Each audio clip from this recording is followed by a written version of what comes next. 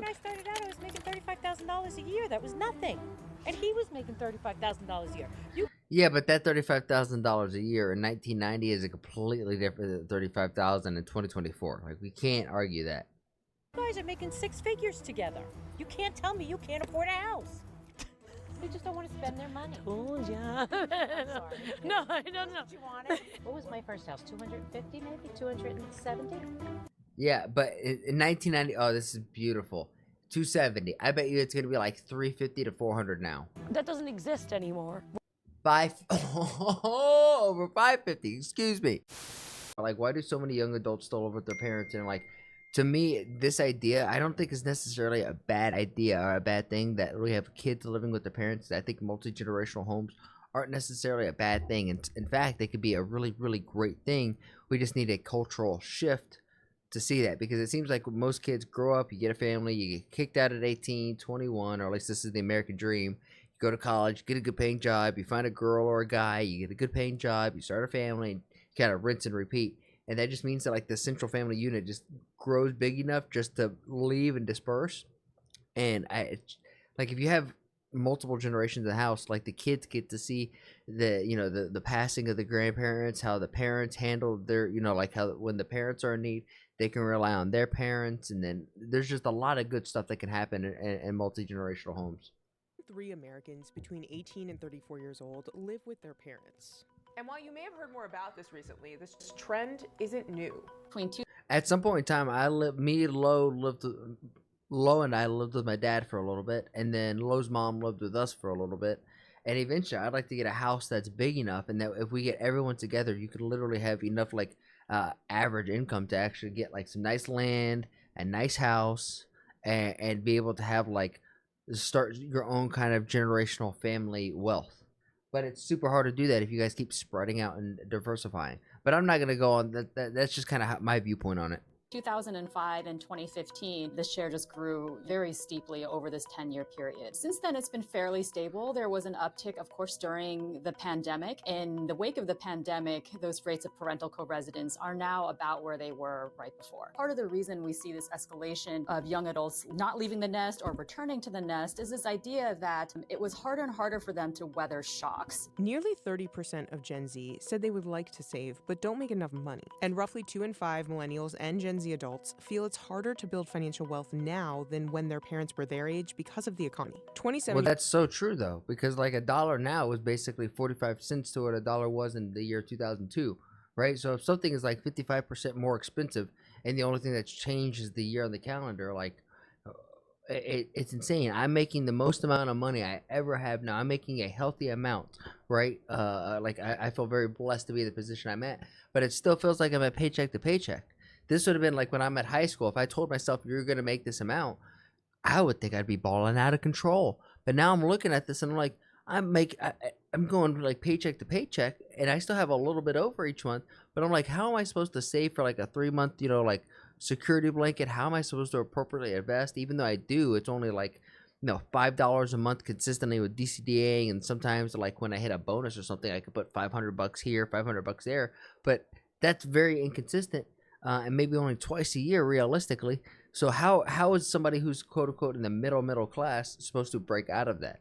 To me, the generational wealth, or having like not generational wealth, a multi-generational home can lead to something like that, just because you're pulling all your assets together instead of spreading them out. If you're looking at your family like kind of like a business. 10-year-old Victoria Franklin has been living with her mother in New Jersey since she graduated college in 2019. I saw all of the money that I was saving, and I thought, maybe I should stay home for a little bit, and I didn't feel an urgency to move out. Not everyone is enthusiastic about this trend. You guys are making six figures together. You can't tell me you can't afford a house. I love this. This is the aunt. What are you doing? You both have a good job. Back in my day, we were able to buy a house, and it's like the conditions aren't nearly the same right now. They just don't want to spend their money. Told ya. 36% of Americans said in a 2022 survey that more young adults living with their parents is bad for society. So here's why young Americans are choosing to live with their parents. Yeah, I don't think it's necessarily bad for society. We see this everywhere else around the world, and there's families that live together. I mean, with Rodriguez being my last name, you guys kind of see where I'm going with this. You go like in the Hispanic culture, you have families that live together. there's a lot of emotional maturity. There's a lot of things that I feel like we get left out on. Like just as Americans, it's a different kind of experience if you're not living with grandpa. Because like, for example, there's so many times where it's like grandpa's getting a little older, you know, like really make sure you spend your time with grandpa, because this may be the last time we really get to see him and hang out with him, you know. But if you're living with him every day, it's a completely different experience. And what the implications are for the U.S. economy.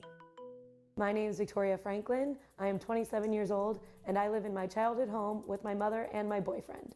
Victoria graduated from the University I wonder how the boyfriend feels about this. of Miami in 2019 and moved in with her mom when she was looking for a job. After I saw the cost of living and things like that after I graduated, that maybe I'd be home for about a year. More than half of Gen Z adults say they don't make enough money to live the life they want due to high cost of living. Even and some people are gonna see that and think like they want like this high over the top lifestyle.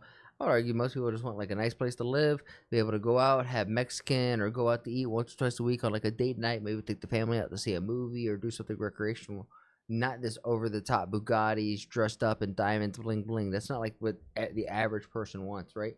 And even with that, it is, even if both people are making about $100,000 a year, which Lo and I can very much relate to.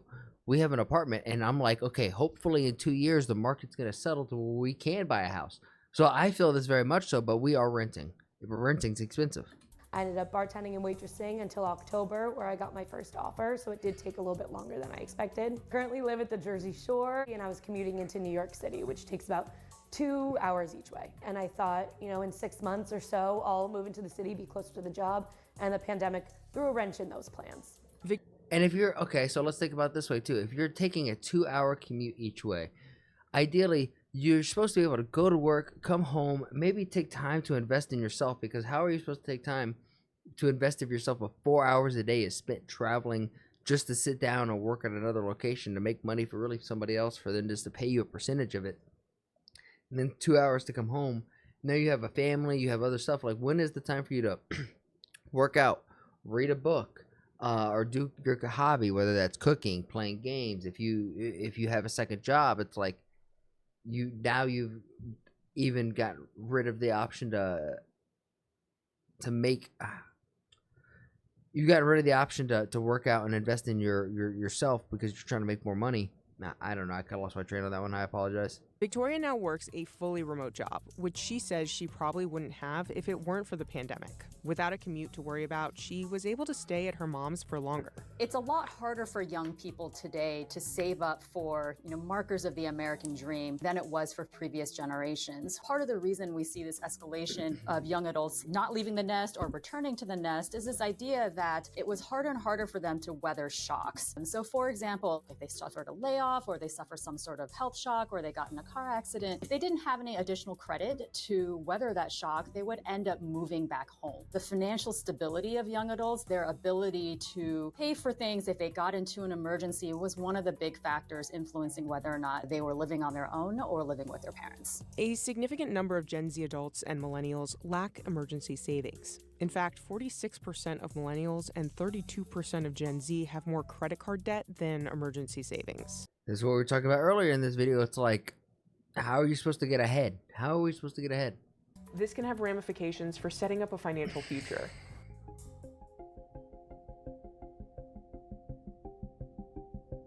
Roughly 1 in 4 Gen Z adults say housing costs are one of the biggest challenges to financial success. I get it though.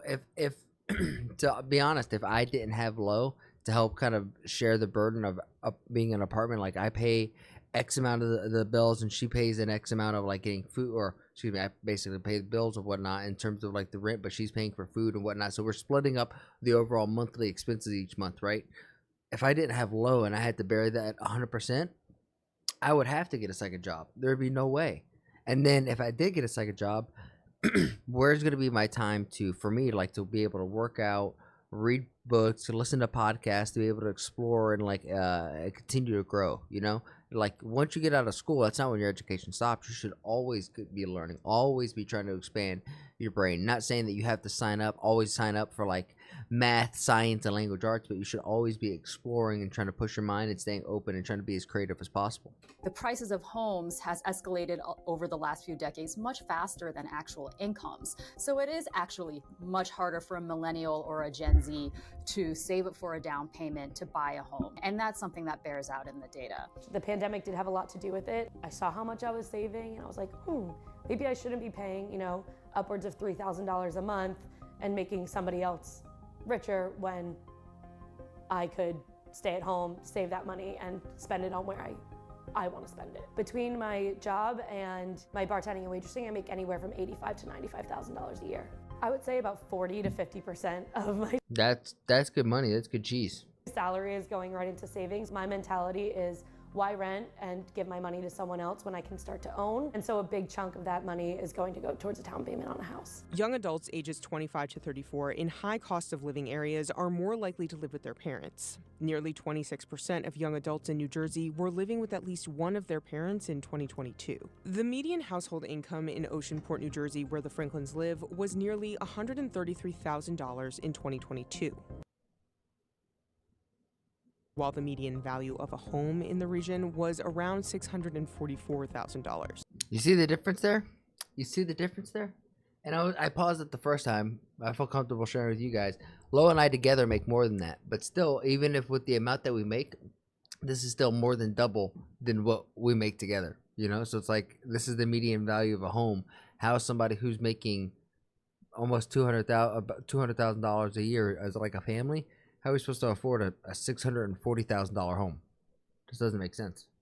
My dad built this house for You don't want to buy a house like that and then be house broke. $350,000 and was making probably $10,000 to $15,000 less than I was. My mom wasn't working at the time, and they were able to afford a $350,000 house on a $70,000 a year salary with a son. And that's not even the American dream anymore. That's not even possible. My aunt, She's not wrong. It's literally not possible. I can't work by myself, have enough to pay for a house. And I don't have any like crazy expenses. My biggest expense each month is probably going to be my like truck payment. Because my rent each month is my biggest expense. But outside of that, like debt, like burden that I have on myself that's not rent, is my car. And outside of that, it's just going to be basic credit card bills. And with credit card bills, I'm super blessed to not be, and like 5 digits and 5 digit plus in debt. I have 4 digits worth of debt that I can clear out ideally by early next year. But even still, it's just like, how do you get ahead? fight with. And I'm somebody who should be in like the perfect position to be able to like get ahead. All the time is always saying how you have to give somewhere, right? And my cousin said something to her the other day and said, we're giving everywhere. We don't get property. We don't get good school systems. Whatever we're trading off is too much to trade off. Victoria had brought up some conflict with her aunt a few times. Lab-grown diamonds in designs and Oh, this is my Aunt Judy. Oh, I bet Judy's gonna be a I asked peach. Aunt Judy to come on over and talk to us. I talked about how much we fight about millennials, yes, but millennials living at home, and how you always say, well, you have to sacrifice something, but how much we're sacrificing. Like, we don't get like a big property, or we don't get like a nice house, or it's not in a good school system. You have to start somewhere. You have to start anywhere. Just start your portfolio is what I told you. I don't care what it is. You don't have to live in Oceanport your first time. No, but you were able to live in Oceanport the first time. Okay, I guess it was different times. Gen X and baby boomers She's also not wrong either. Of like, hey, get something, have a portfolio, have something to actually build your worth, and then go forward. She's not necessarily wrong, but it's like, how do you even do step number one? It's like step number one, it's like this monumental, like 10-foot wall, and you're like, how the heck do I climb this thing? may Where the fuck is a ladder, man? have a tougher time understanding what young adults are going through today because they enjoyed, until the pandemic recession hit, a solid almost 15 years of uninterrupted economic expansion. Baby boomers, Gen X, they weathered many economic downturns, including major recessions. But I think the big difference is that when they were starting to form their own households and starting to accumulate wealth, housing and higher ed were both more affordable relative to their incomes than they are now. When I started out, I was making $35,000 a year. That was nothing. And he was making $35,000 a year. Yeah, but that $35,000 a year in 1990 is a completely different than $35,000 in 2024. Like, we can't argue that. You guys are making six figures together. You can't tell me you can't afford a house. They just don't want to spend their money. Told ya. Sorry. No, I don't know. Did you want it? What was my first house? 250 maybe? 270? Yeah, but in 1990, oh, this is beautiful. 270. I bet you it's gonna be like 350 to 400 now. That doesn't exist anymore. Over 550. Excuse me. Where am I finding a $270,000 I'm house? not making $35,000 a year. Combined, we made 70. Yeah, but the 1990 process of getting mortgage rates and getting verification through the bank is completely different now. $70,000 was the equivalent of $145,000 today. Oh. She said, shit. Look at that. See? She said, We do also have a situation that what is really good for an individual person or an individual family is not necessarily good for the entire macroeconomy. The Federal Reserve estimates in a 2019 paper that young adults who move out of their parents' house would spend around $13,000 more per year on things such as housing, food, and transportation. that is a very low estimate. That is a super low. I'm thinking that's like 23 to 50. Holy shit. One of the big boosts Yeah. to consumer spending is when people form households. Whether you're a renter or a buyer, you need to furnish that house. You need to fix things up in the home to make it livable. You end up spending a lot of money during that time. So if the pace of household formation Then you get a dog, then you get a kid, and then you have people over, and then if you're gonna have people over, you're gonna want to do things. slows down, then that's going to slow down the pace of consumer spending, and that will produce a drag on the economy. Another issue is that there aren't enough affordable properties in popular areas for younger people who are in entry-level jobs and making less money. Any sort of housing policy needs to be multi-pronged. Are there homes that are at the price point of these prospective home buyers? What can we do to increase the housing supply? What can we do to build? What can we do to help elder Americans, to help them downsize and move into more right-sized homes that will open up larger homes for young families? So I think one alone is not really going to do it. We've got to look both at demand as well as supply. The other major factor here is how much student loan debt young Americans have. 59% of U.S. adults say they've delayed financial milestones because of their student debt. I do have a student loan payment. It's about $480 a month. So that's my largest expense. The liability could be worse for I got lucky. I dropped out of college. black borrowers who I don't know if that's luck, but I don't have that hanging over me like a freaking gray storm cloud or like a ball and chain hanging around my foot. tend to have higher than average student loan debt and less wealth than white counterparts. Black and Hispanic respondents were more likely to say that debt was holding them back from reaching financial milestones. Less than half of white respondents said the same. The amount of debt young adults I also feel like it's education. Like, once you get money, how are you, like, nobody in here is talking about building a portfolio, investing, having like a rain counter fund. Like, I don't even know if they have the education to understand where to even start. held also rose substantially between 2005 and 2014, during that period of strong escalation in that cohort living with their parents. Aggregate student loans are such an enormous part of the economy now, and that's not a reflection of younger people making bad choices with their education. It's really a consequence in large part due to the fact that there's less public funding and going to college just is more expensive, which makes Yeah, it is more expensive. It's also less rewarding, but we can't not say education because there is no education.